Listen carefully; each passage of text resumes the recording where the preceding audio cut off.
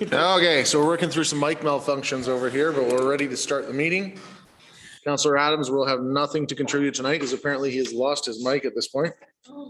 Whether on purpose or was strategically done by one of the members of council prior to the beginning of this meeting, I'd have yet to determine. Okay, so we'll call this meeting to order. Any changes to the agenda? If not, Councillor Ward. I'll make the motion to accept the agenda as presented. Did I do that right? Did do that right. Call the question. Those in favor? That is carried. You come really Sorry guys, I need 1 second here.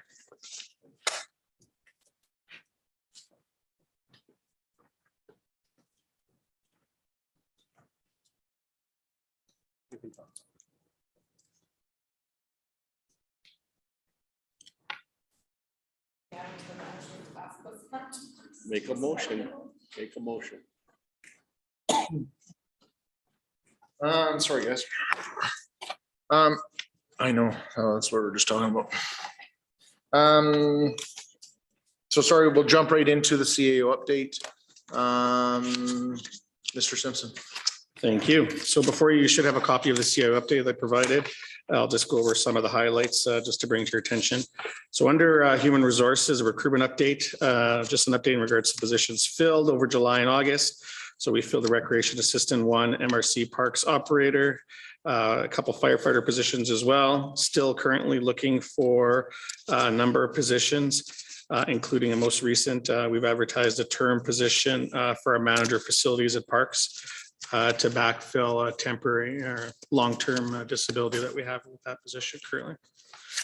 In regards to operations, utilities are completing sewer line cleaning, yearly maintenance, raw and treated water sampling, and working with contractors as we're going through a number of the different projects throughout the municipality currently. Public Works is still working on pothole repairs, spray patching cracks, sweeping, grading gravel roads, and working on the recycle center cleanup projects. In terms of projects, there's a number of updates that are provided to you there. I'll just kind of hit on a few. So the lift station C force main, so contractor completed temporary bypass connections and installed 3 lengths of pipe.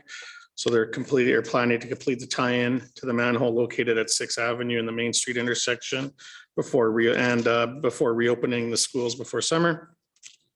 The spray park materials required for installing services. The proposed pad is received. Utility locates have been completed. Water and sewer service installation work is scheduled for August 15th. That is anticipated to take 3 to 4 days. Downtown revitalization. So the base work for the concrete is progressing.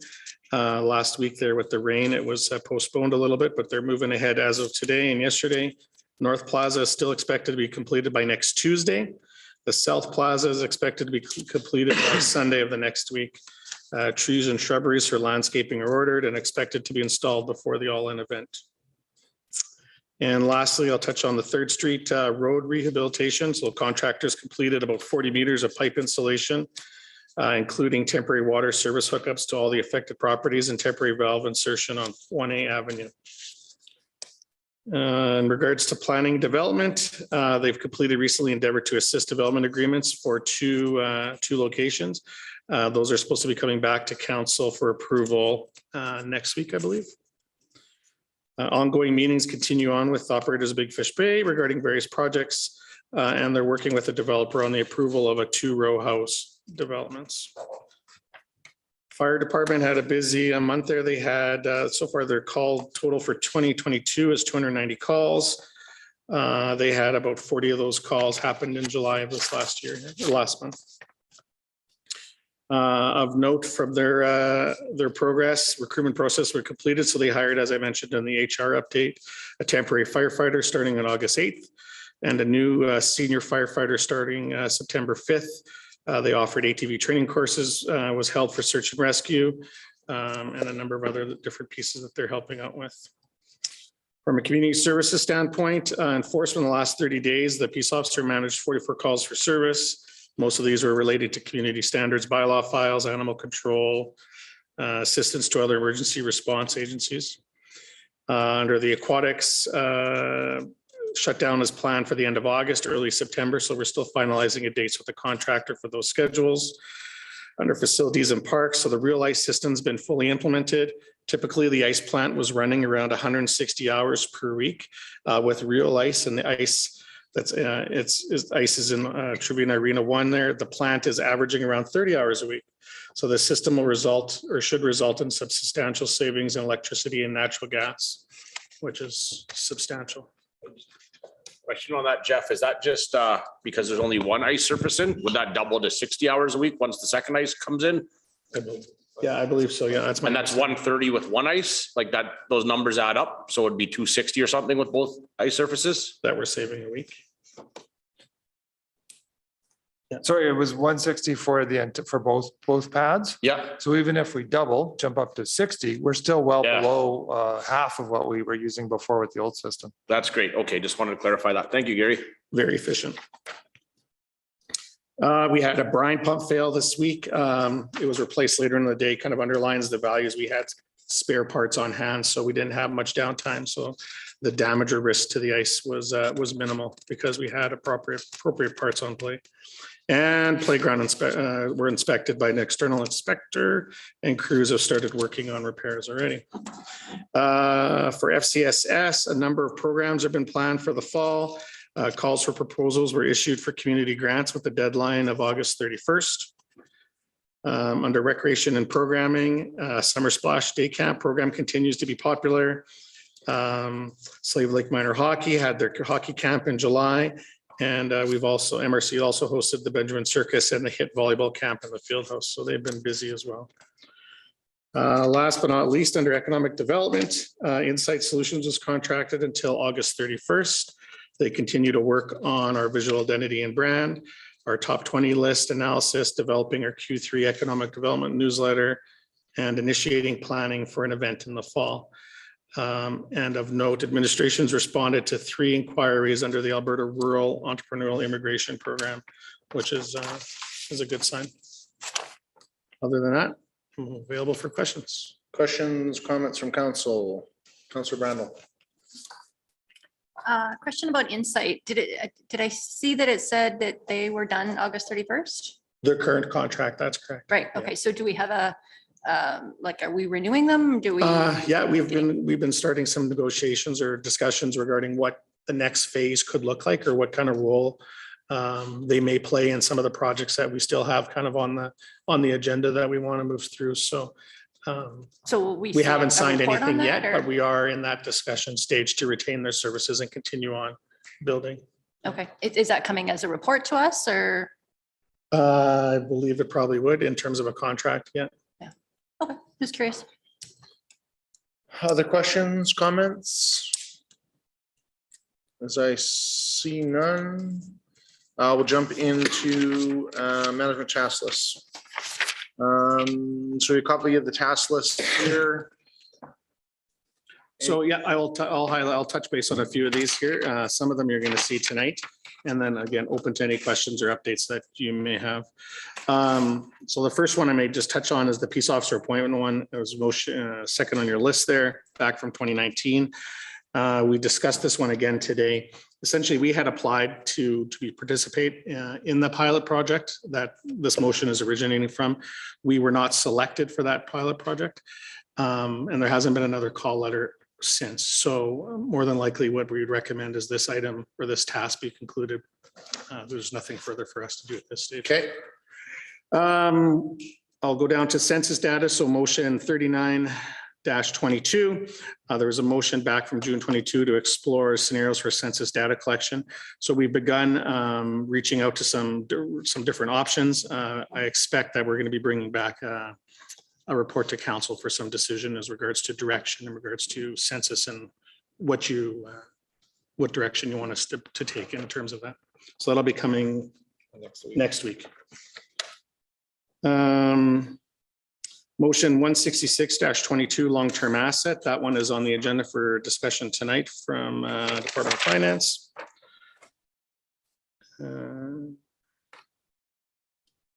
Yeah, that's the ones I'll touch on tonight unless you have other questions regarding process or any of these.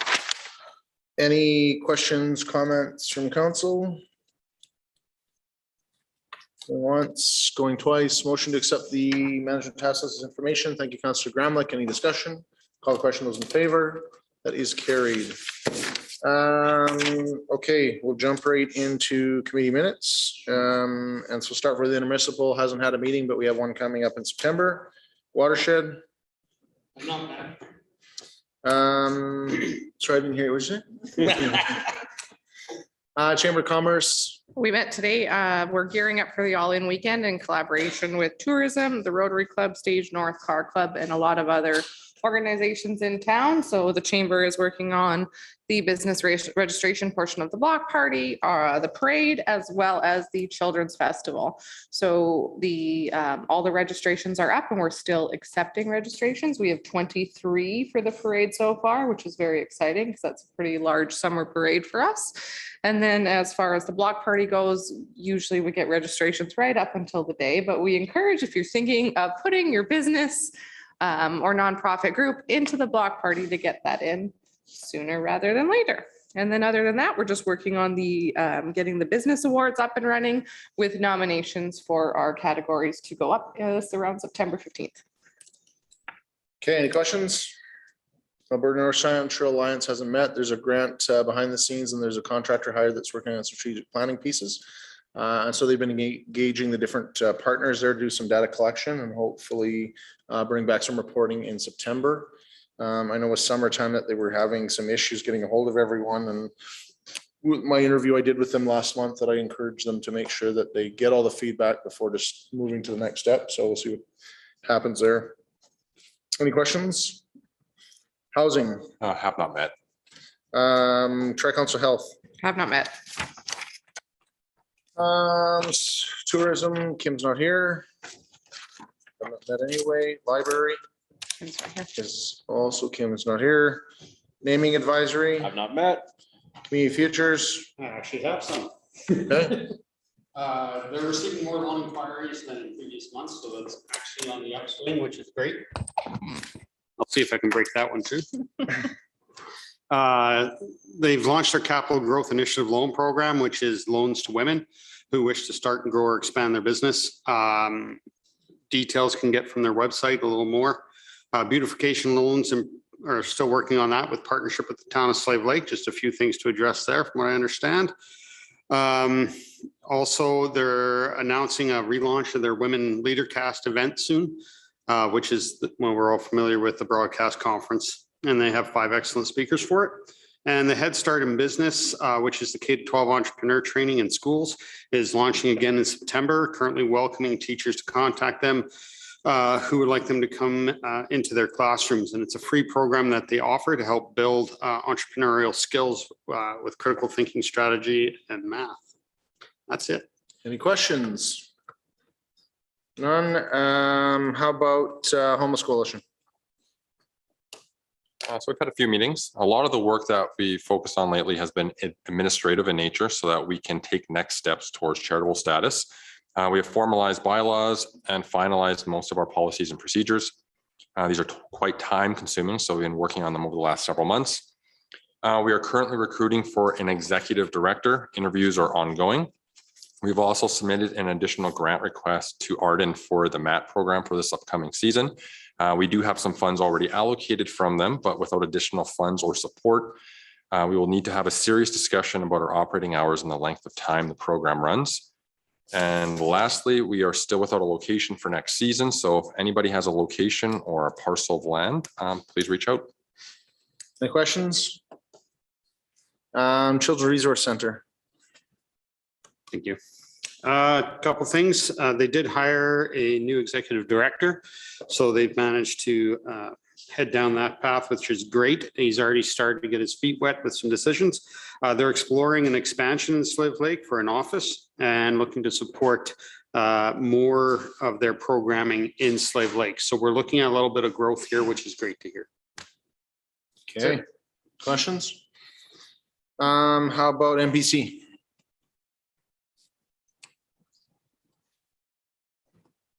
So we met yesterday. There were a few development permits issued basically for home-based businesses. So that was exciting. Okay, That's the short version. There was one for a hair salon, and then there was another one for handyman type services, okay, as well as development for some big fish bay regarding a covered deck and washing facilities. okay. Any questions? ISDB is met, waste. So we met July 14th. We had our audited financials presented. No issues identified by the auditors. We also had an increase in our accumulated surplus over the prior year, which is always a good sign. Our surplus for this operating year was nearly 300,000, but this is good news as we will need to tuck this away to help pay for the construction of a new landfill cell, which will be coming our way within the next few years. We also looked at some mobile recycling trailers. This would likely impact residents of the MD more than the town. The idea behind it is that it would allow individuals more options to recycle. Down the road, it may also allow the Waste Commission to handle some of our own recycling collection rather than use a third party, thereby reducing cost to ratepayers. Waste volume is slightly down from the previous year. However, the landfill still continues to benefit from the volume of waste received from the mills. Landfills typically work off of volume, so the more volume we can receive, the more financially sustainable we are. Lastly, we are working on educating users about what our landfill can and cannot handle. We've seen quite a bit of waste that is not compatible with our landfill, such as oil field waste. This waste needs to be diverted to other facilities and is somewhat time consuming for our operators to pick and remove from our landfill face when they come across it. And that's a waste update. Questions, comments? Airport. It's me as well. We met yesterday, completed some routine policy review. We also had an update on our Shoreline Stabilization project. So brief recap here. When we had a substantial amount of water a couple of years ago, we lost 30 to 40 feet of airport land on the lakeside. There are concerns that if this continues to happen, it will threaten our fence line and eventually destabilize our runway. We ended up having an engineer look at different shoreline stabilization options, and the options all came back in the several $1 million range, which is definitely an unbudgeted expenditure the airport cannot handle. We looked at some cheaper options in the couple $100,000 range. However, we were told by a second engineer that these likely wouldn't work either. It was also the opinion of the second engineer when the options presented by the original engineer were perhaps a little more robust than what we actually need. And so we are currently looking to see what alternative cost-effective solutions may exist.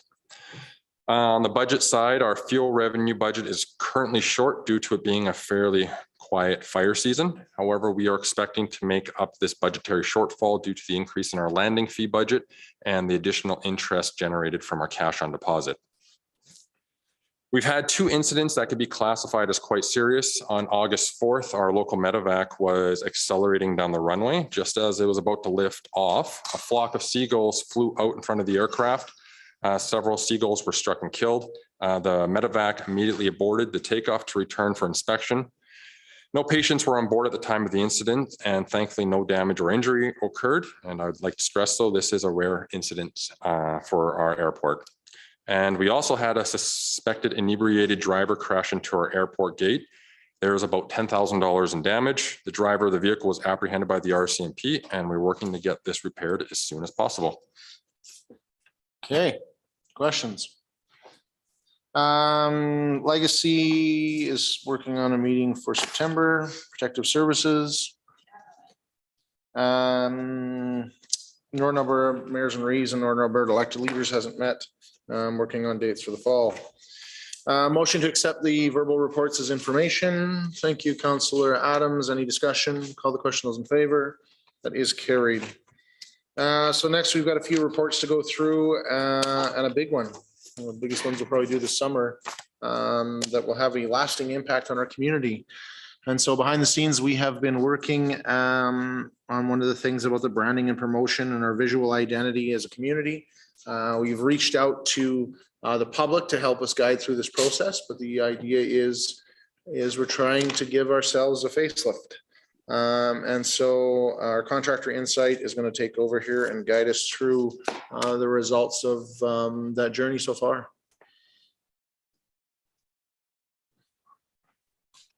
And they are on Zoom here, so it's getting organized. Hello, Darren. Hi, how are you all? Amazing. You? Good, thank you. Thank you for having us. Good to see everyone again. Are we good to get started here? Absolutely. Take it away. Awesome. So we have been fortunate enough to be working with the town for quite some time, a good odd 2 years or so. The first project that included a brand strategy and economic development and tourism action plan. That aimed to message the town to better support current business, attract new business, and to better connect with stakeholders in the region and the province as well.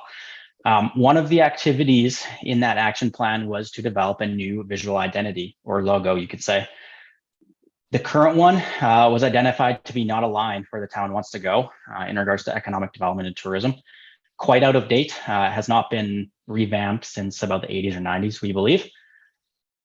And as a recap, I'm just going to go over the key messages for the town from that brand strategy. So the first one is Northern Connectivity, all about the infrastructure, geographic location, and market connectivity needed to empower the creation of a thriving economy, connects North Central Alberta on a global scale. The second one, a strong community. So one of Canada's youngest communities, the people of Slave Lake work hard, take care of one another, and embody an ambitious and resilient spirit that allows for bountiful opportunities. And the last one, the third one, is unlocking access to the great outdoors. Pretty self-explanatory. You have all the nature and the outdoors there. It's home to raw, untamed nature and has a lot of capacities for building some of Alberta's best outdoor recreation. From those key messages, we also identified some brand adjectives or brand personality, you can say. Those 6 words are on your right there. Alluring, untapped, hardworking, youthful, rugged, and adventurous. So throughout the creation of the new logo and the new identity, we used this slide. So these key messages, these brand adjectives or brand personality as inspiration. We wanted to match the town's visual look, visual logo with this slide with the key messages and brand adjectives. And the next slide has the current logo on it. As you can tell, it is quite outdated. And it doesn't touch on all of those 3 key messages. It does focus on the one, the outdoors, the trees, the sun, the water, but it is missing the 2 key messages, Northern Connectivity and strong community. So it was identified that this did need to be revamped to align the town and position the town to be more aligned with the new messaging and the new brand strategy that we developed back in 2021. And from there, I'll leave it with Darren to walk through the new logo. Yeah, so as Joel mentioned, using those key messages and the brand personalities, we wanted to make sure we had something that really hit home to all those points. And we also didn't want it to be as literal as what the current one is. So we kind of took a step back and looked at kind of what those 3 main areas are. So first one being adventure.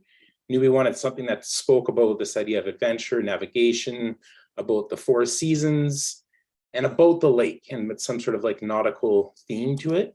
And then we also wanted to hit home this idea of like outdoors. So something that had either with the sun or with trees, forestry, that nature, that ruggedness, and then something that also spoke about water, like ripples, waves on sand, the droplets. So we wanted something that spoke about that as well. And then a big piece we wanted to hit home that we felt the current one kind of or didn't have is this idea of community. So this feeling of being connected, about community coming together, but also that something that's welcoming and happy and just has that kind of feel to it that you know that it's like that youthful, supportive, happy feeling. And then also wanted something that had a bit of like a human element, this idea of being a bit unique and very personable. So what we did is we kind of, you can tell with the icons that it's kind of alluding to something. This is the new logo, Town of Slave Lake logo. And just to kind of recap a bit of that rationale, you can see at the bottom there, maybe where some of those elements are coming through. So like I mentioned, we didn't want something super literal, that it's an actual, that this is a sun or that this is water. So you can see how there's bits and pieces pulled into it that kind of pull some of those elements. And then color was a big part of it too. So that, you know, speaking of like the colors, that is a bit more of the idea of the 4 seasons. So you can see starting at the top left corner there of that icon, it's the spring, summer, spring, summer, autumn, winter. So that's kind of how we came up with that part. And then you can see a big part of where we see the brand moving is the use of imagery, photography, and all of that. So some in-use examples to show, you can see how it can be used for different pieces and how even that icon can be pulled in and pulled away from the logo and used as a big design element to really highlight some of the points that we're trying to make with those key messages and brand adjectives. And I guess really highlighting as much as we can the features of the town of Slave Lake. So you can see though, one thing that we always want to make sure we do is that it's versatile, that it can be used in a lot of different ways, different settings. So from things pretty straightforward and simple as stationery, you can see how it can be used there and how we can bring in that icon big as a bit of a watermark to, again, make it just a little bit more exciting, a little bit more custom, and a little more unique. To how it can be used on from truck decaling. And again, you know, we really want to make sure that the logo, after it's passed off and you're using it in use, that it's easy, that it's not something that a supplier will say that can't be done with this. So really wanted to make sure that it can work on a lot of different things. It can work still as a one color knockout. You know, that doesn't have to always be necessarily the full color logo. It will be used as a white knockout in some cases, or black in this case. It can be, you know, engraved, embossed, debossed, put on different things. So you can see how it can really play up, again, that the materials used can really play up the ruggedness that we're trying to show with it. To how it can be even just incorporated in your current setting. So here at your building, you know, you can just having part of the logo, the icon brought in, really kind of highlights and just kind of an easy decal to put on. To the front signage. And again, this part we kept the current there, but you can see how the icon can just be placed and really kind of brought to life that way. And then to the sign outside, again, just something that's pretty easy that can be used and still brings a lot of that character, the color, the life to it. And this is just a slide to show where you currently are and where you're going. And that is the end of the presentation. So Joel, if you have more. Yeah, so we'd like to open it up if any member of council or administration have any questions, feel free to fire them away. Yeah, so I'll start by turning the lights. I will say that you know, changing a logo is a significant thing. It's you know, for as long as I've lived in this community, we've had our current logo, and research tells us we're not even sure exactly how long that we've had it. You know, council is very passionate about the marketing and branding of Slave Lake and growth and promotion of. And so part of it, we really wanted to talk about behind the scenes about where do we go and where do we take that. And we started with the logo that we want to send a little bit stronger message there. I think that, you know, logos are always going to be mixed on how they're received. Some people are really going to love it and some people are going to hate it.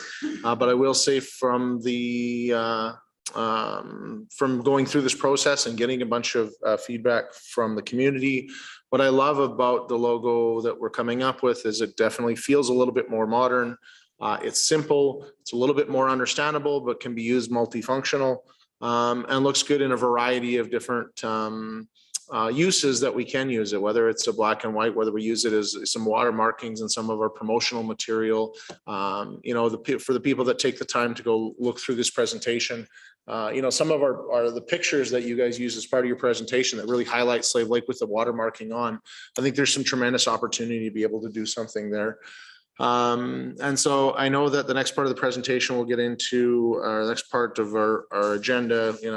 Jeff's going to talk about some budget impacts, and we talk about the process here of next steps. But before you guys jump off, I know in some of our previous meetings we talked about this rollout to the community and how that would go through. And one of the things is, kind of trying to get this information into a short video, throw it on our website, throw on our social media stuff, and talk about this journey and where we're going and what this logo actually means. And so I guess if we're using this meeting as platform to kind of adopt this new logo, are we ready to roll out those pieces right away as well? Yeah, thank you. Good question. We do have a couple wheels in motion here. We do have a couple marketing collateral and brochures and materials ready to be rolled out for later this month. The video is one thing that we do want to capture and we do want to focus on. I do believe that will be looked at in 3 or 4 weeks, so most likely early of next month. But yeah, we are focusing hard on current materials, brochures, some other materials that I know Gary and Jeff have been putting time into. Yeah, so I know that the focus is to try and use the all-in event as kind of a launching piece to get some of the print materials out and kind of get it in front of the community.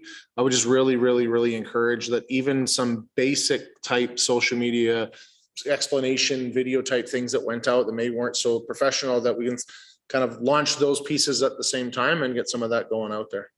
Yeah, good, really good point. We have created an brand implementation plan, and those are some of the aspects and activities in there. We do have some social media posts lined up with those explanations, with that rationale, and with the reasoning why this project happened and next steps for this project. So that is lined up, ready to go. The video will be looked at, in 3 to 4 weeks, and hopefully come out next month, or like mid to late next month as well. So the social media pieces, these posts and stuff that you created, have some of that, so we can kind of, test the waters here a little bit. When will we see some of that stuff going live? Jeff wants to weigh in here. Just one sec.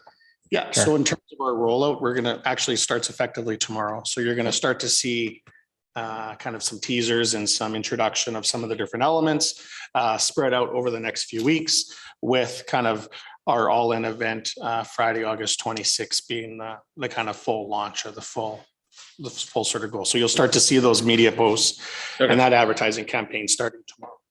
Excellent. Should it be approved tonight? Okay. At this point, I'll entertain any other questions, comments from council. It's a big thing. I encourage you to weigh in. Councillor Graham. When do we anticipate the full rollout? Will all the signage will be done? We'll have new signs coming in on the highways. Like when's the full rollout complete? So the next item on your agenda is going to speak a little bit to that. So there's some items that we've identified for the next 2 to 3 months sort of thing.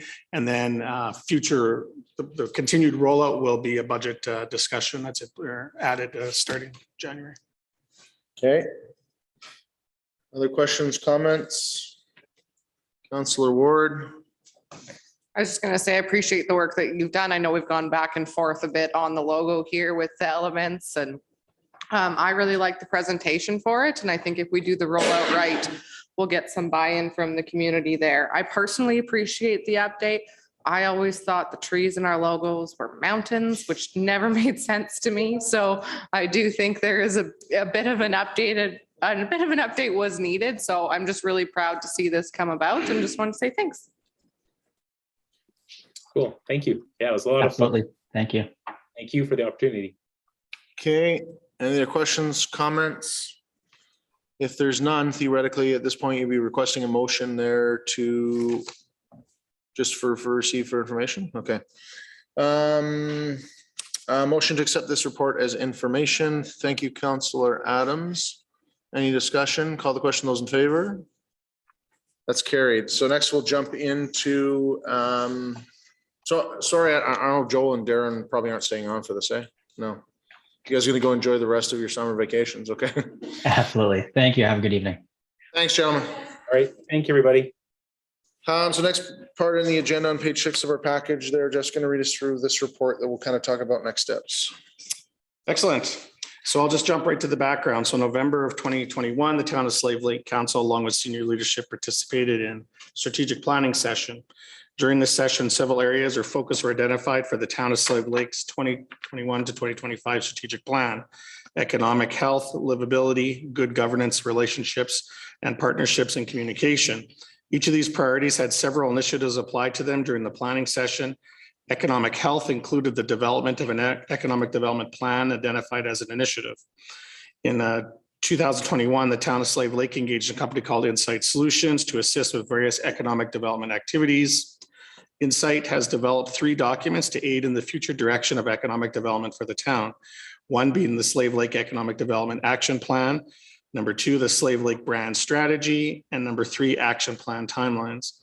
In May of 2022, Insight conducted a community engagement strategy around the town's current logo and a new visual identity being developed.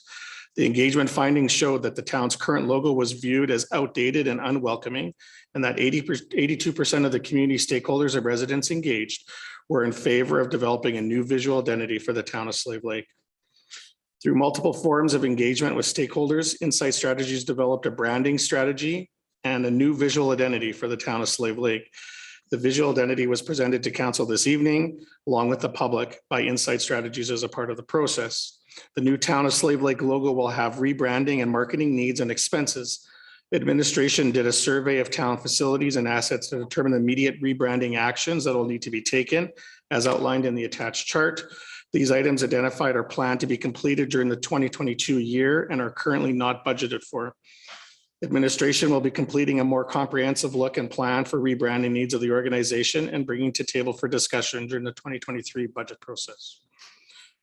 Under resource impacts, there'd be an immediate need for rebranding certain items that would have a cost associated to them. These costs aren't budgeted for the 22 budget and therefore would require a budget amendment. Under communications, the new visual identity will be officially launched in conjunction with Voyant Alert System at the All-In event on August 26 to 28. The town of Slave Lake has a booth booked for the block party and all seasons market. Senior staff and council members will be available to engage with the public one-on-one around the new visual identity and the Voyant Alert System. The public launch will also include messaging plan through our social media platforms, website, and notices to the public in the mail, included with utility billing for those that received or electronic billing. The messaging will be a series of post communications, marketing materials, and videos. So the options before council today are: number 1, to approve the new town of Slave Lake visual identity. Number 2, to approve a budget allocation of $30,000 to meet the immediate rebranding needs of the new visual identity. Number 3, request changes to the visual identity and table a decision. And number 4, reject the new visual identity, which would make the budget request void. You have 2 recommendations before you. One, that the council approve the new visual identity for the town of Slave Lake as presented. And number 2, that council approve $30,000 to meet the immediate needs of the new visual identity as determined by administration to be funded from the future expenditure reserve. Okay. Questions, comments? Councillor Adams. I'd just like to make a comment, I guess, to start as far as visual identity of the town of Slave Lake that was presented. I do like where it's going. I think it hits a lot of the points that we brought up. And I think Insight did a pretty good job on hitting on what they grabbed from the community and also what council is directing. So long and short, I'm just saying I'm in favor of approving the new visual identity. Okay. Other questions, comments from council? We're a pretty quiet group on this one. Okay. I'm all right with the visual identity, but one thing I don't want to be stuck with is having 2 different logos for the next 2 years. And we're looking foolish because I not like the downtown that we keep saying it's coming. So in this list, I don't see the highway signs on it. It's a visual identity almost not for Slave Lakers, for the other people. And that's the 2 things you see when you come in. So that's why I kind of asked it before, like when will everything be complete? And those 2 are at the top of my priority list as you're coming into Slave Lake, and we're gonna have that logo up for, I bet you, longer than I would like to see it. Well, all I can tell you is those, those are on the list. The immediate ones that we got done here were ones that we thought we could accomplish in a short period of time. Those signs that are coming in and out of Slave Lake are larger and they will be substantially more expensive. Yeah, And we actually didn't have quotes necessarily at the time for that to be included. So, I mean, council has the ability to increase the request on the budget if you so choose. But if you're looking to expand the list, you would need to, if there's other items that you want prioritized or added to this list for 2022, we would need to make a change for the request. Okay. Councillor Ward. Do you have because you said we didn't have it at the time that this came through. Have you received that pricing since? No. I can tell you from previous experience there, we talked about doing it a number of years ago and it was like $100,000. And I always struggled with that mentally and pushed back on it. Never survived any budget piece to redo those signs. That being said, those signs do look horrible. They're antiquated and old, and we need to look at spending some money and some capital to do that. And so I see that coming as part of the budget process, but I would echo Councillor Gramlich's pieces that you don't want this to be a 10-year phased rollout. And so I look in here that, I appreciate that example that we're looking at, because we have a number of new fleet vehicles that we're in the process of purchasing that are coming in, that we're putting on the new wrap, the new look in there. But there's also costs associated with flipping over the old ones as well. So realistically, by the end of the year, theoretically, all of our fleet should have the new logo on it. None of it should have the old logo, correct? Well, this request was just focusing on the new vehicles coming for now. Okay, just because it says vehicle wraps, vinyl wraps for current fleet vehicles in here for $1,800.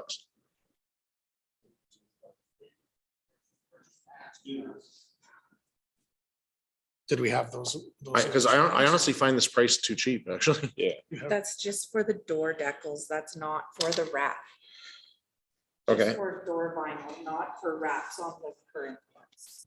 So I would just encourage us as part of the process, and I know that this is all happening very suddenly, and so if it has to come back in the future for additional funds, but realistically, let's get the fleet done. Let's not wait until the grader gets changed out in 12 years and then change it then. Yeah, I think the short term or the longer term plan would be to have this completed within the upcoming year, provided that it was appropriately funded at the budget process. Okay. There would be no reason why it couldn't be other than a budget.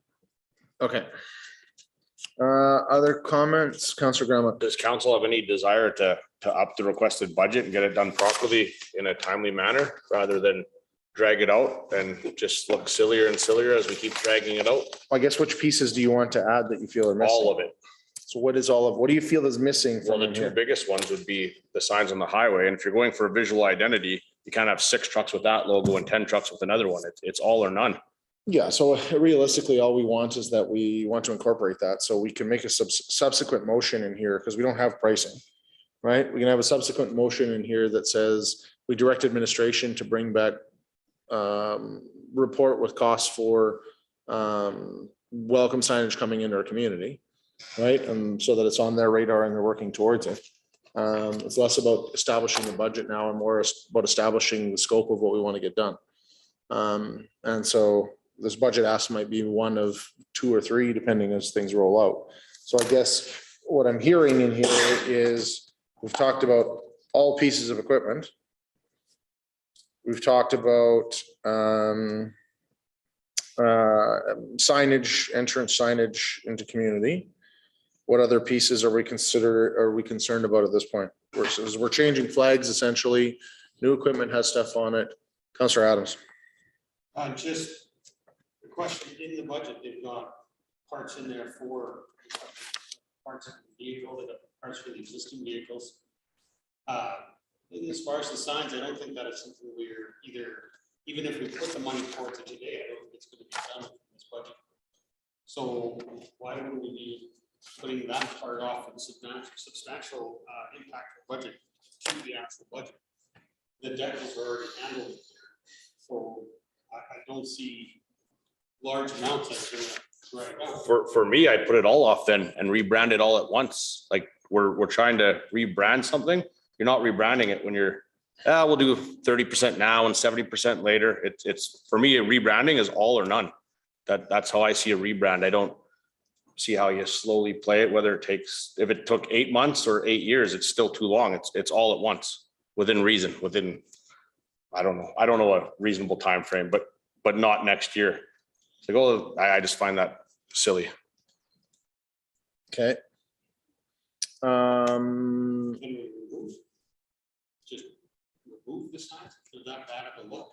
Not to bother having, Well, I wouldn't remove the signs, like I would at least keep up the ones we have, so Yeah. there's something there for it, but like realistically, business cards is a prime example. Like if we need to order business cards, do we wait because we're not ready to do entrance signs yet because we're still waiting on pricing, or do we order business cards? So I think the whole idea is that we want it done in a reasonable amount of time frame, but let's recognize that some of these are going to be significant capital contributions that might not happen until the spring. It doesn't mean we can't start the process rolling now, right? Like theoretically, the way the budget works is we get the information, we task a budget to it, and away we go.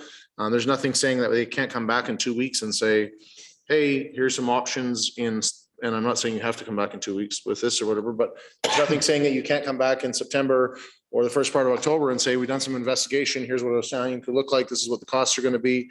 And then whether or not we can get it done this year, it makes more sense to do it in the spring when it comes, but we start getting the signs made and do the budget there. It's not the end of the world. The thing is like, if we're missing 52 items in here, then let's talk about that. If all we're talking about is we're missing exterior signage, and I'm still conflicted about, I can't understand here if we're doing all the vehicles, we're only doing some of them because there's the word of existing and current. That my only point would be is that I encourage us to do them all. Yeah, so the vehicles here, the reason why they're different from 8 to 9 is one of those vehicles was not going to be a pickup truck. So the vehicle wraps, the reference that you see here are in two parts. You got the logos that essentially in the town word, the logo on the door, and then you've got the larger decal on the back quarter panel. That's the difference there in the two. So some of them, eight of the 9 vehicles purchased this year were pickup trucks. So that's why you have 8 wraps there at $200. And 9 of the vehicles will have door logos, being the 9th vehicle being an electric vehicle that would just have door logos on the side and not a wrap. So this was just a plan initially, or a proposal just for the vehicles that were new to the fleet. If you were to add the other ones, do we have a total of? Yeah, That's no. equipment. That's Yeah, like I think there's some confusion fleet, here. yeah, so 17 total for all For the doors. vinyl door decals, there's 17 of them. Yeah, that's all the vinyl door decals. Okay, including big pieces of equipment? Like, No, the equipment is listed below. There's 13 pieces and they're smaller decals. okay, They're not as big. okay, but then the vehicle wraps. So the vehicle wrap is the large watermark type logo impression there. That's kind of, we see it in the vehicle in the presentation. That's kind of on the side there. Realistically, then the way this looks like it's budgeted is that we're doing eight new and 9 existing. Because if Yes, you're correct. okay. For the wraps. So theoretically, this is all of our equipment getting a door decal and 17 of them getting this mark on them, Door decal and a wrap. door decal and a wrap. Mhm. And so the only thing I would say is, so aren't the, like, I feel like it should be an even number because don't we put it on both sides? Oh, yes, correct. What's that?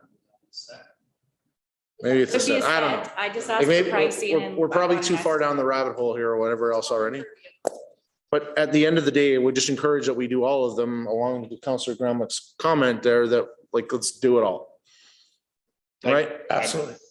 I'm in a huge fear that this goes and we're talking about this in 2 years and we're still not done. And that sign, we just couldn't get that quote in from that supplier in Memphis and we're going to be sitting here looking silly. We're going to have this conversation in 2 years if we don't have it right now. I have a huge issue. So you with- just like stall the whole thing. Well, or plan it out, say, okay, well, like, let's get on the horn, find the signs, design the signs. Okay, it's gonna take 6 months. Okay, well, in municipality terms, that's 8 months. So when that sign shows up, boom, get the trucks and brand it, have a proper, we're rebranding. We're not half-assing it, for lack of a better term. It's, for me, it's all or none. I kind of expected more of, here's our rebrand, here's our new look, not here's part of our new look. Well, they're looking for quick wins and then stuff that comes afterwards here or whatever else. So That's not a rebrand to me. That's a, we're just slowly rolling it out. I don't like it. I think it's silly. That's just me. Does anyone else think I'm on? Then we're talking about putting the software here. Well, let's see how fast it could work.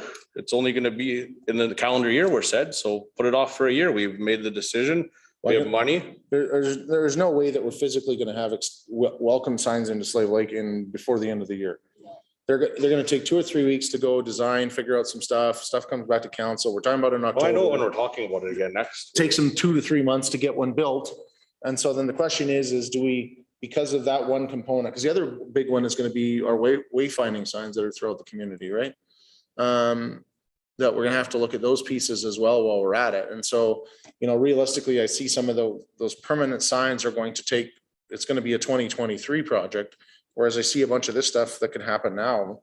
I like that it happens now, because otherwise we've just physically rolled out a logo out of a box and then we say, okay, we're not doing anything until next year. And then why did we pull it out of the box? We might as well have left it in there because now you have a logo that we don't even use. I don't know, like I struggle with all that.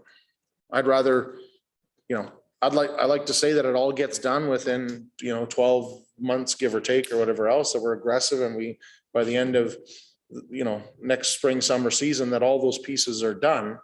I'm okay with that type of rollout. To Councillor Gramlett's point, I don't want to be doing this for 5 years. But I don't think it's realistic that we like hide all the stuff and hold it there and then just one day we got to go massively do all this stuff. Well, then we're not rebranding. Like, Every business that does a rebrand. No. It takes years. You take No. oil companies that rebrand. You didn't get every pipeline crossing logo changed within a day. no, but they got it done quickly and that they'll find one small one later on. I bet you found a big, nice company logo on their buildings. Like the main things is what we're missing. We're doing the small things. Like to me, that welcome to Slave Lake sign is the very first thing that needs to be done when we're announcing a rebrand, not the very last thing that needs to be done.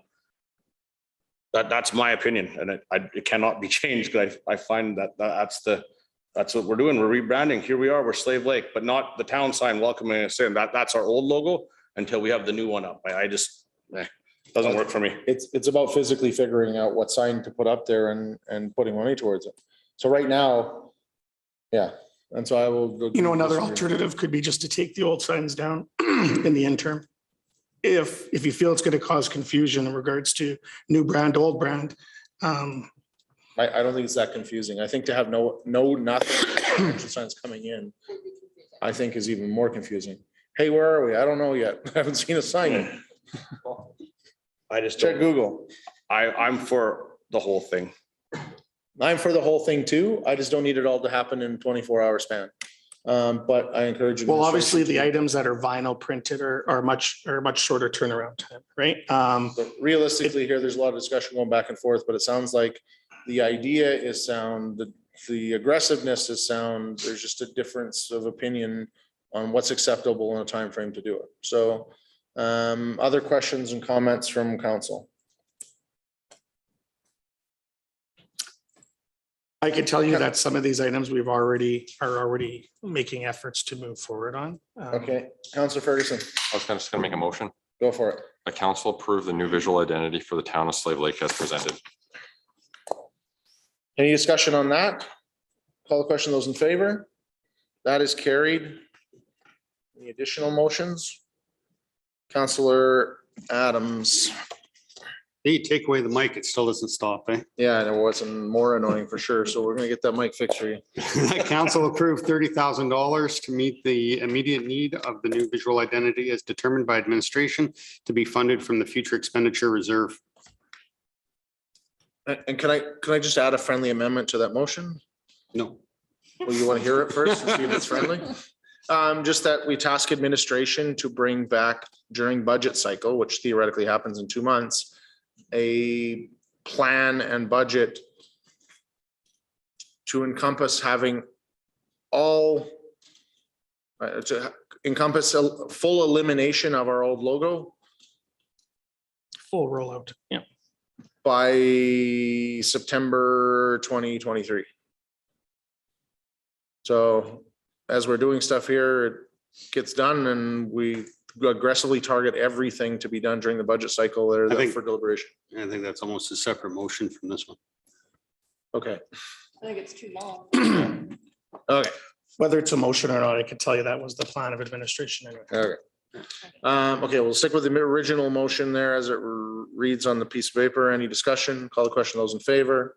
That is carried. And I will make a subsequent motion that says we task administration to bring back during the budget cycle deliberation on full elimination of our old logo. Or full, I shouldn't say elimination, full rollout of the new Of the logo new logo. by September 2023. Any further discussion? Call the question. Those in favor? That is carried. So what it means is let's go fast and hard. Let's jump into local government fiscal framework, Roland. Thank you, Gary.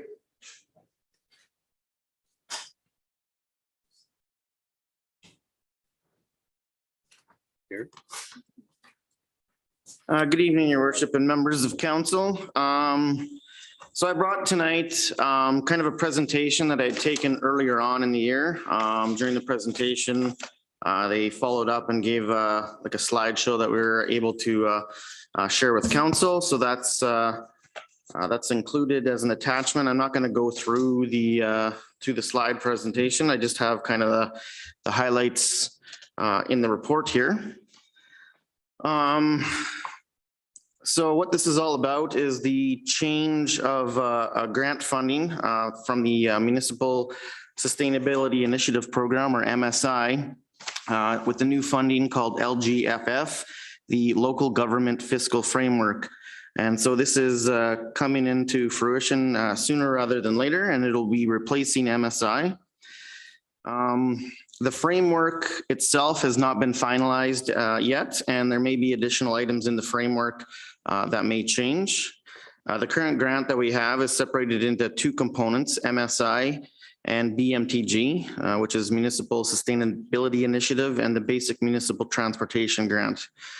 Both of these are going to be replaced under the one program, the LGFF.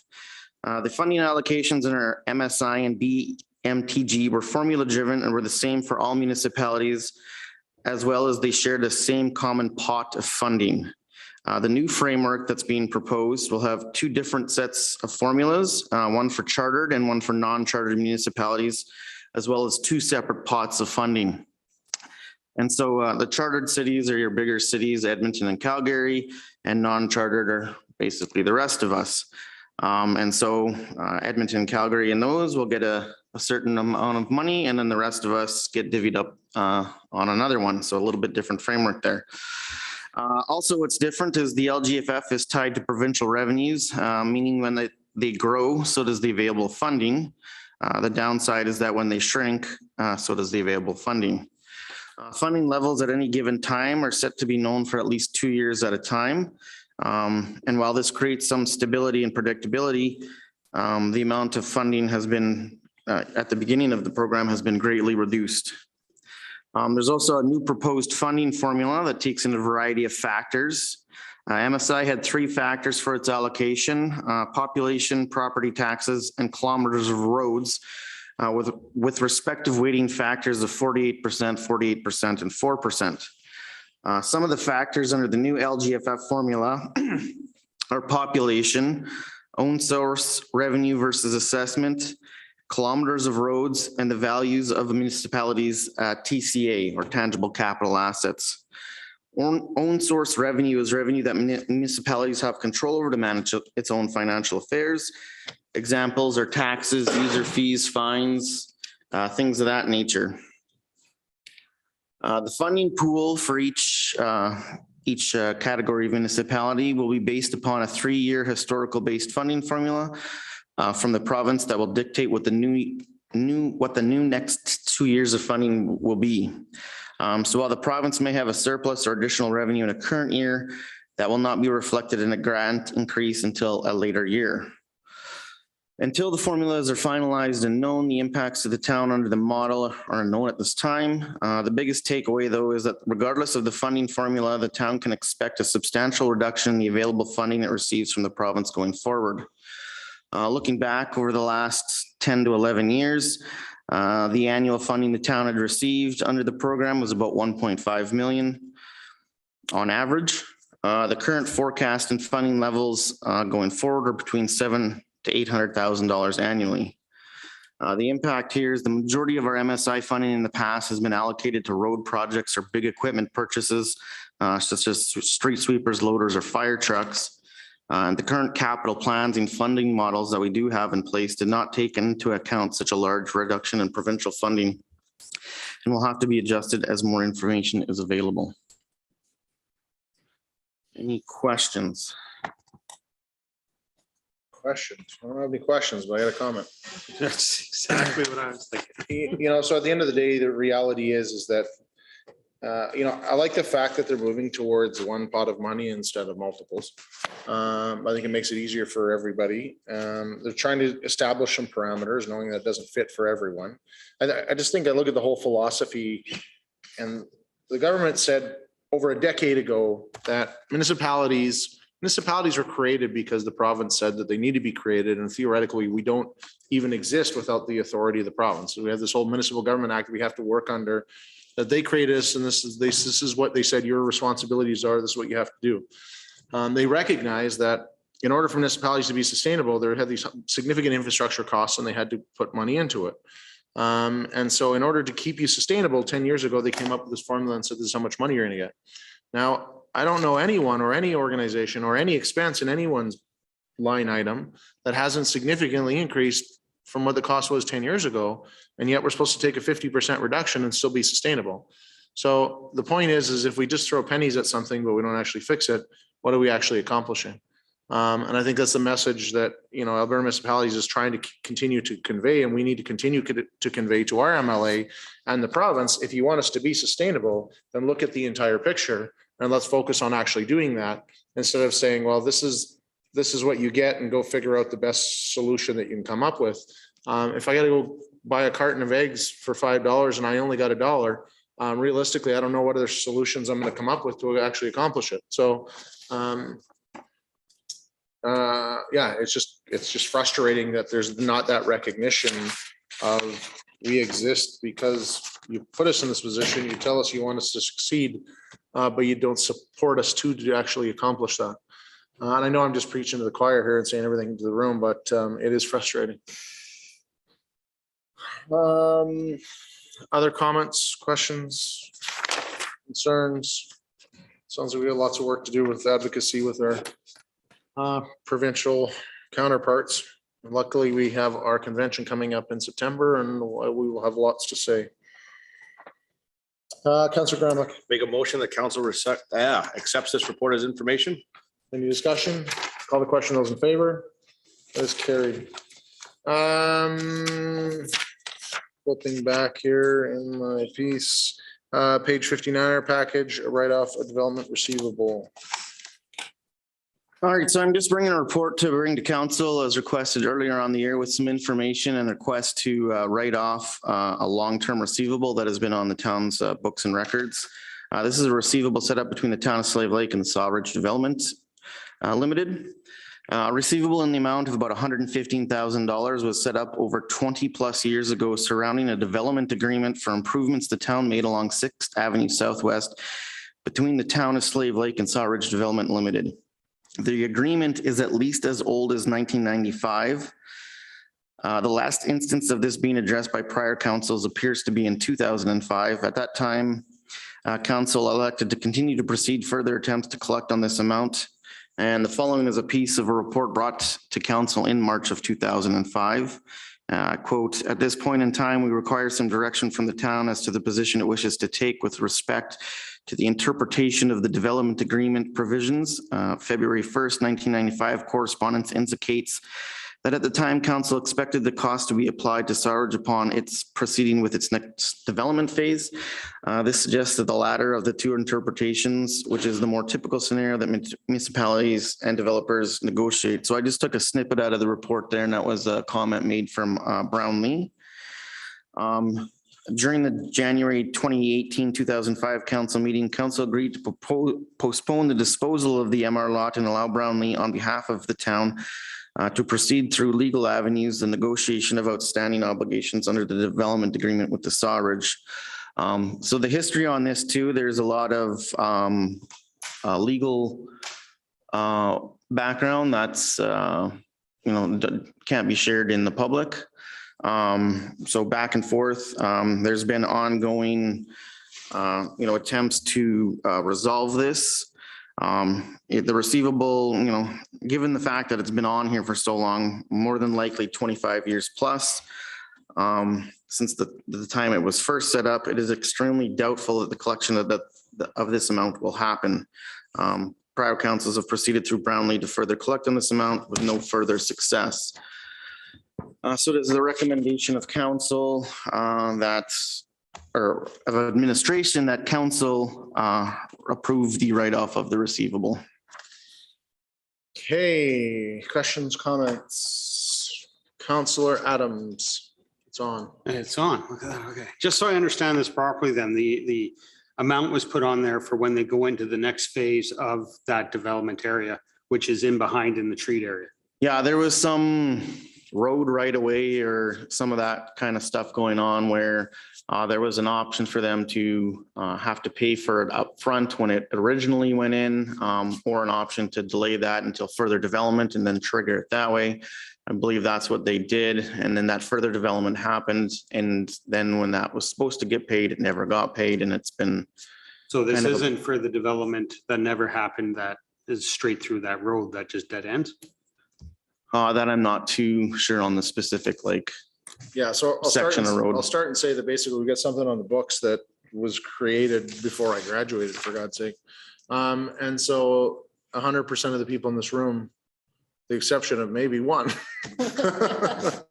in fairness to our longstanding reporter in this area, we don't have the background. And so I can tell you from over a decade that I've been on council, the impression I got behind the scenes and the information that we got was basically at one point they paved part of 6th Ave Southwest. And both landowners should be responsible for doing that. So one landowner paid and the other one says, well, it's going to land I'm not doing anything with, I'm not going to pay for this. And the council of the day said, well, we'll get it later because theoretically own more land. We're eventually going to have to push out 6th Ave. When they come for development permit, we'll deal with it then.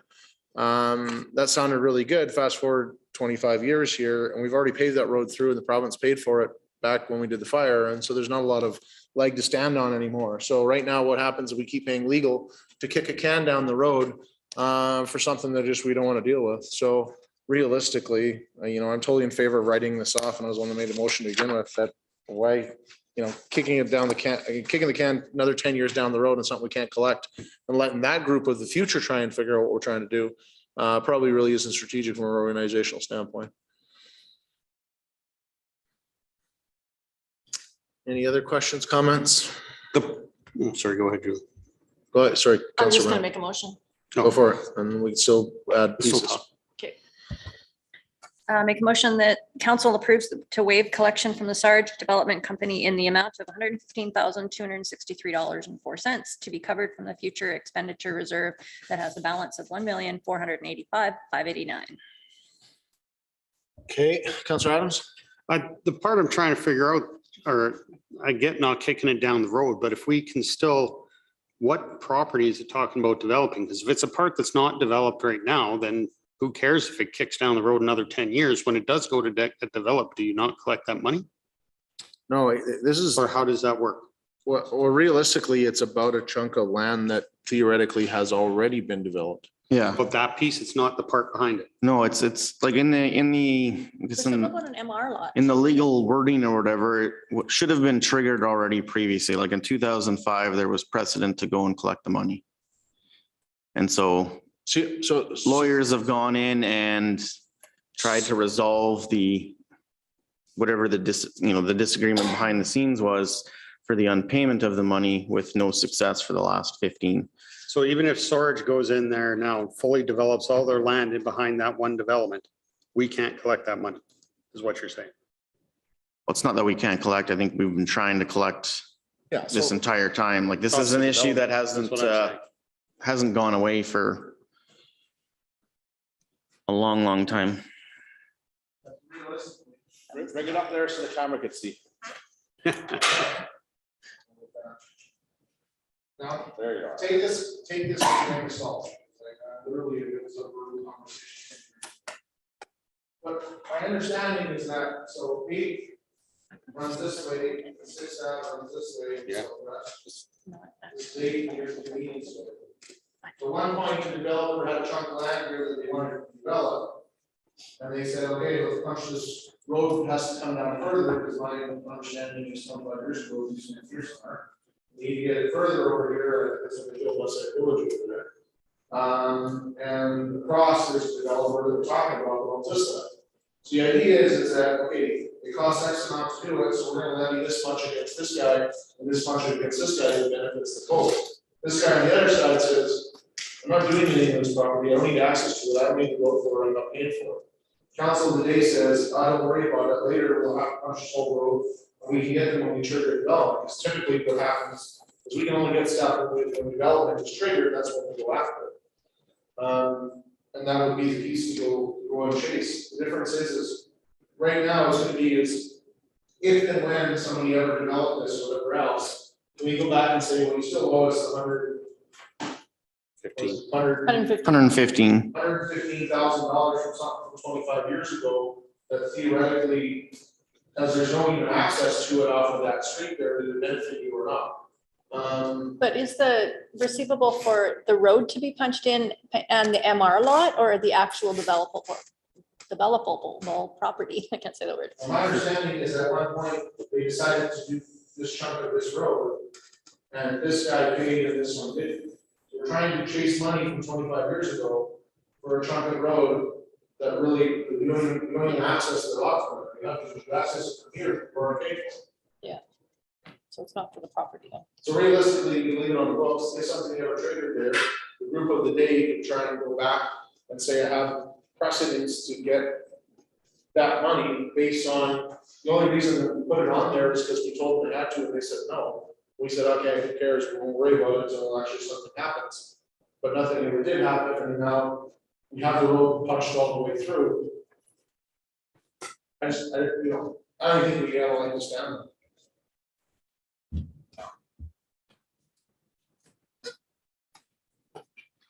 And legal doesn't think we have a leg to stand on either. That's what they told us in 2005. Yeah, like I haven't like poked into the box recently there. I know I could reach out to Lori, but it's been 15 years and I think they've had a couple of conversations post 2005 as well. So when we're just sitting here today, kind of in the same spot, so. Thank you.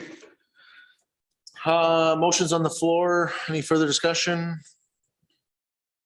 Call the question. Those in favor? That is carried.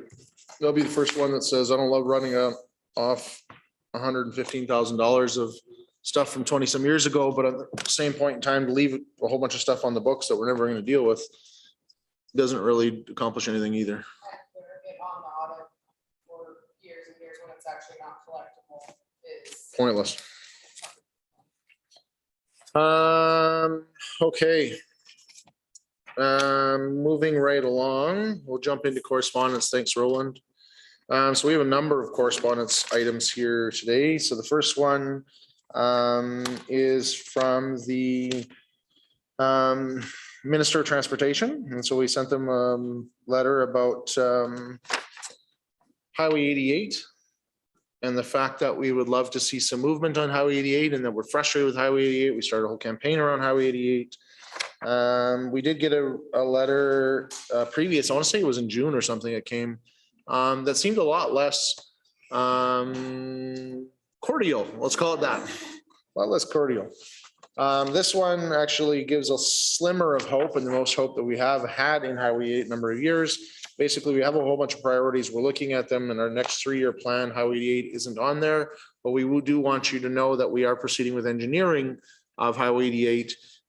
Which typically we know from our own budget perspectives, you don't spend money to go check out a plan unless you're preparing to spend money on a plan in the future. So I'll take that as success. We are trying to reach out to the Minister of Transportation and have more in-depth conversation during our convention in September, and we'll see where that ends up. Alberta Minister of Immigration and Multiculturalism reached out to us here recently, and both Jeff, the CAO, and myself had the conversation with him about a number of things. So there's a response that comes back to him. We talked extensively about some of the labor problems that our businesses and industry are facing up here and the need for help with that. And so they provide a couple of different opportunities and strategies for that, but definitely nothing earth shattering in there. Additionally, we've sent some letters in the past. There was a targeted campaign back in June, I believe it was, off the top of my head. We sent to a number of ministers and cabinet and the premier and our MLA about our frustration in regards to supports for homelessness in rural Alberta. Basically, we got a letter back from Community and Social Services that says, hey, we're looking at stuff. We're on it. We got some pilot things happening. We're putting more money into mental health. And I feel it's like a hang in there, it's coming type of letter. And I guess realistically, that's all we can do. That's all we've been doing. We recognize it's not enough, but you know, the fact they're providing a little bit of hope might be starting us in the right direction. A lot of these things, because they're coming up with, we're requesting meetings with Alberta municipalities next month. We'll be digging into them in more depth, hopefully, if the ministers meet with us and get some more substantial, get some more substantiated information that we can actually do something with or understand some timelines and kind of go from there. We did get a request from City of Grand Prairie. There's a big frustration from a number of municipalities in regards to rail capacity. And so we come from a community, a region where we need to move product to other regions. And that's the only reason, that's the only way our region continues to succeed.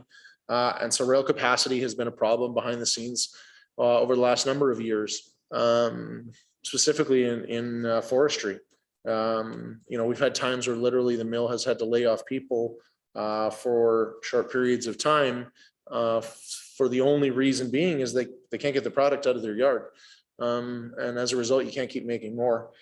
And so they were pushing for a resolution during FCM, but in true government fashion, apparently some kind of parameters didn't meet that and it get put off. And so they're trying to do some more advocacy on their own.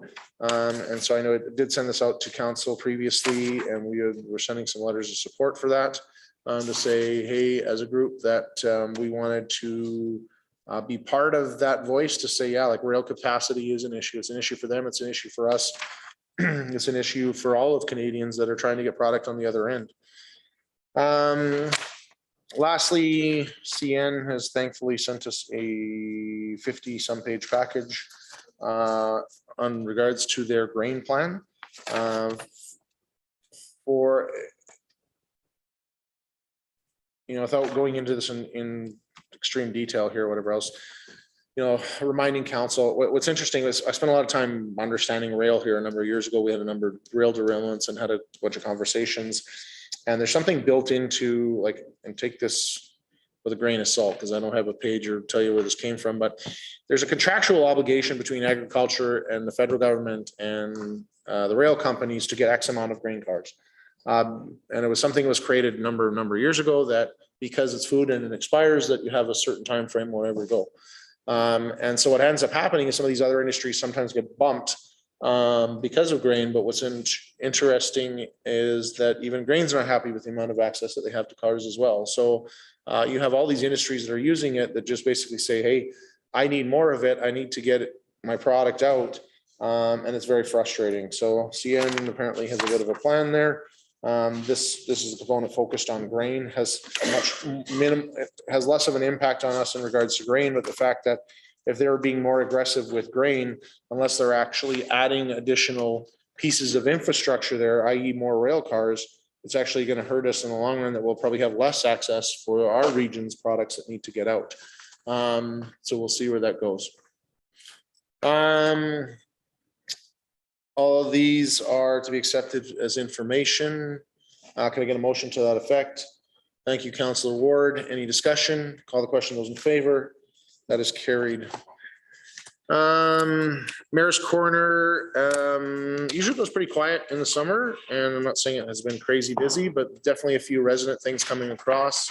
Definitely some bylaw pieces there, some frustration about weeds, buildings and getting things looked after. Jeff is also very information hungry, so that's been exciting for me to have a CAO that reaches out consistently. And so I'm enjoying having those conversations, providing some of the background on those things, and really excited to see where it goes. This will actually be my last meeting for the summer because I won't be here next week, and that'll be our last council meeting for the summer. And it's interesting because September is always a time when all of a sudden everybody comes back to work, reports just start flowing, energy's built up, and we're ready to change the world. And then we go to a municipal conference there, which is a great time for council to reconnect. We start into budget, and so we've got some busy season and busy things coming up. Excited for the all-in event coming up. I know the number of members of council are involved in that, but definitely some excitement out in the community about that. Lots of calls about, hey, is downtown going to be ready in time? And geez, will you guys ever get that done? And what the hell is taking so long? And a few other things there. So administration, I know, knows very well that it is top of mind for this council, and they keep saying, hey, good news coming, and it is imminent. So they tell us we're going to be ready for all in, and we're definitely going to hold them to that. Additionally, lots of stuff happening with Big Fish Bay, and so there's been lots of conversations with the ownership group here over the last number of weeks about their plan and moving forward, and the relationship with the town, and how we assist and support them in their growth, but still maintain our responsibility to look after the town and the taxpayer. So it hasn't been quiet by any means. I feel like our CAO wants to weigh in with something else. Mr. Mayor, you might stop back on page 74 of your CN correspondence. There was a request for some resolutions. Okay, let's flip back to page 74 for a second. Sorry, Proclamation for Rail Safety Week. So finishing up, that's all I had with Mayor's Corner. Councilor Brandel, I feel like you're the one that knows how this works. What's the date? So I move that September 19th to 25th is proclaim it to be Rail Safety Week. In the town of Slave Lake. Motion is on the floor. Any discussion? Call the question. Those in favor? That is carried. So moving on with that resolution. Whereas Rail Safety Week is to be held across Canada from September 19th to 25th, 2022. Whereas it is in the public's interest to raise citizens' awareness of the dangers of ignoring safety warnings at level crossings and trespassing on rail property to reduce avoidable deaths, injury, and damage caused by incidents involving trains and citizens. Whereas Operation Lifesaver is a public-private partnership whose aim is to work with the public rail industry, governments, police services, media, and others to raise rail safety awareness. And whereas CN has requested City Council, or in this case, Town Council, adopt this resolution in support of its ongoing efforts to raise awareness, save lives, and prevent injuries in communities, including our municipality. It is hereby resolved that I, the mayor for the town of Slave Lake, do hereby proclaim Rail Safety Week, September 19th to 25th. With that, I'd entertain a motion to go into closed session as we have some other topics to discuss yet tonight. Thank you, Councillor Ward. Any discussion? Call the question. Those in favor? That is carried.